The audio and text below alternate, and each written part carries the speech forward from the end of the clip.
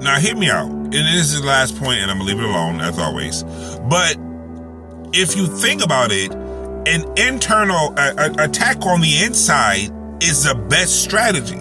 It's what makes the most sense. Ask me why.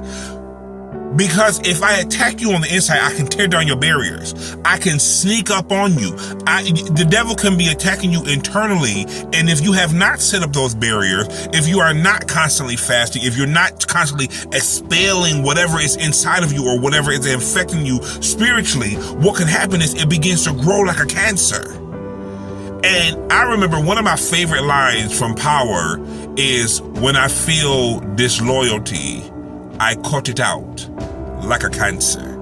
I love that part because it is so true. When you begin to feel whatever that is, something about that ain't godly, something about that ain't right, you got to cut it out. You got to be doing constant checks on yourself, and you have to do that spiritually. Because if attack comes to you naturally, if it's coming to you right in front of your face, you can handle that. I can deal with that.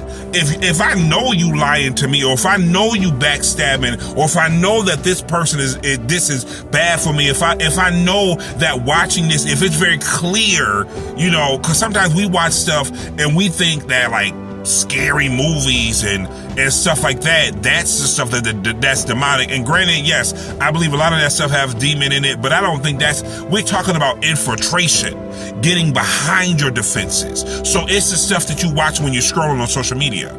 It's the stuff that you talk about when you're not even paying attention, that you talk about with your friends. It's the stuff that you let sit past, that you do in privacy, that you don't want nobody to see.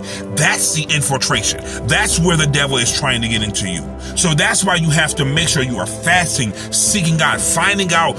He has already laid out a battle strategy for us in this spiritual fight against spiritual wickedness. So I think it's important to make sure that we are renewing our mind on what God's saying in order to deal with that stuff. Does that make sense? Are y'all with me on that? Cool.